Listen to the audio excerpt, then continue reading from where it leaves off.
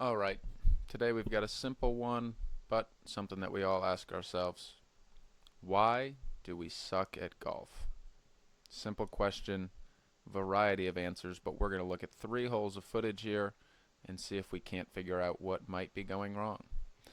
So we'll jump right into it. First hole we have here is a par 3. It's playing about 125, and I'm taking a gap wedge. So let's jump into the footage.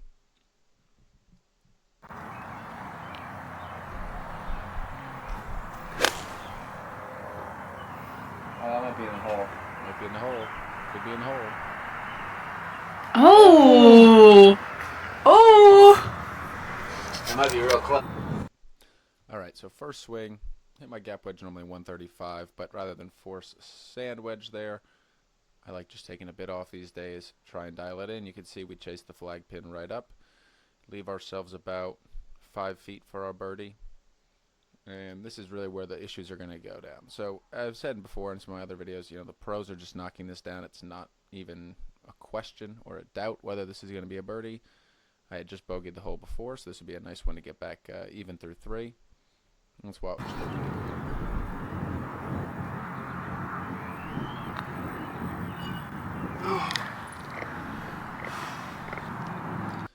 Alright, we like that.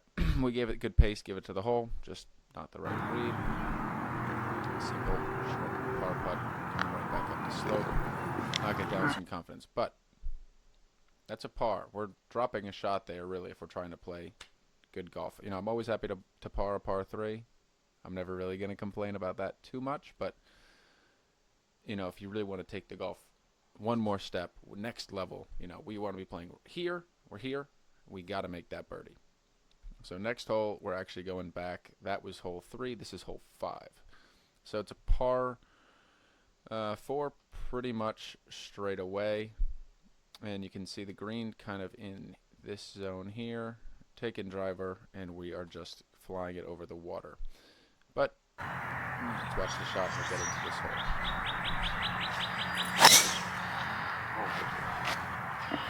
That was Different. pimped. Different. No, actually, that's the next shot here. Okay, so ball's pimped.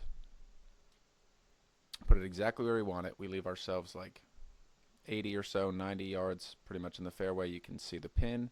This is exactly where we want to be. We want to be having, short wedges into easy holes and scoring well, making a lot of birdies, taking away those bogeys off the card. Let's watch the next shot. We're playing well on this hole. We're in great shape. Look at that. Who would have thought? And just a knockdown 56. No. See the ball. We get a nice zoom in here. And we get a pretty nice look at it. Great distance control. So now we have a putt for birdie.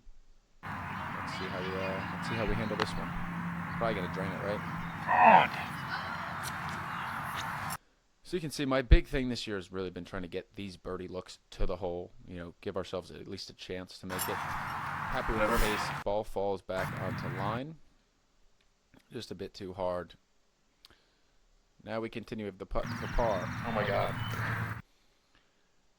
Doesn't really look like it from the video, but this was definitely a yank, and I pulled that, as well as this ball needs to be aimed at the hole. So wow. I knew I was gonna do that too.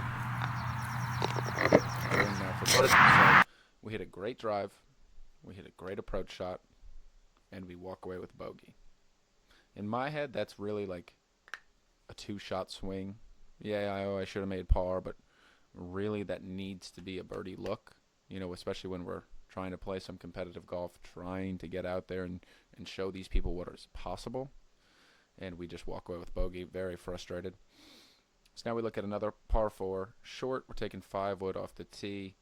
Driver, I might be able to get it on the green, but we're putting ourselves in quite a bit of jeopardy with that. So let's jump into the next hole.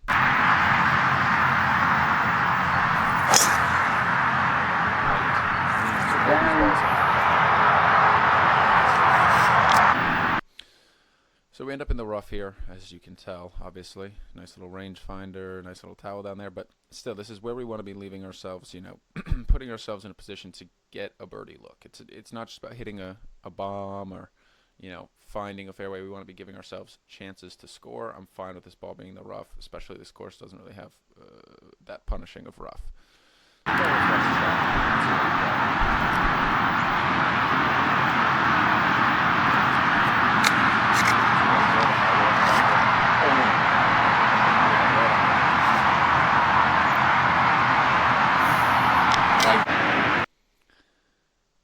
Give ourselves another, what, 6.5 footer. If I'm being really harsh, I'd say that's 7 feet probably. For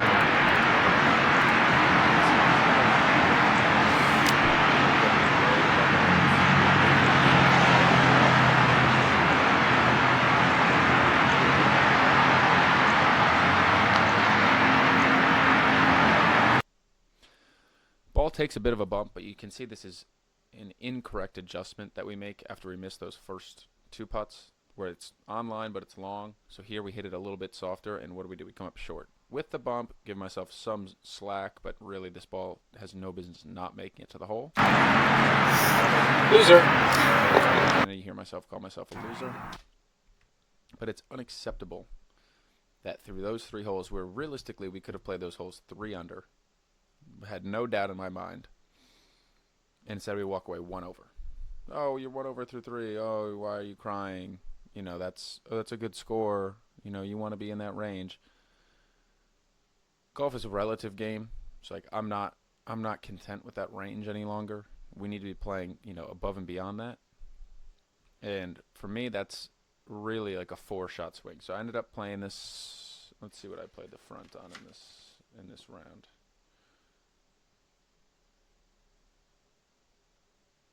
Yeah, so we played that side in 5 over on the front. Is that true? Yeah, we played that 5 over on the front. Considering that we were 1 over through those 3, we could have been 3 under. I make those 3 birdies. We shoot 1 over on the front 9. 1 over is a score we can really work with. That's playing good golf. That's capitalizing on our opportunities. Playing that 1 over is honestly straight up unacceptable at this point. It's still early in the year, so I'm being a bit hard on myself. But when we look at why are we not scoring, you know, why are we not taking that next step? You know, for some people, maybe it's I can't get off a tee box, you know, my chipping, this, that, whatever.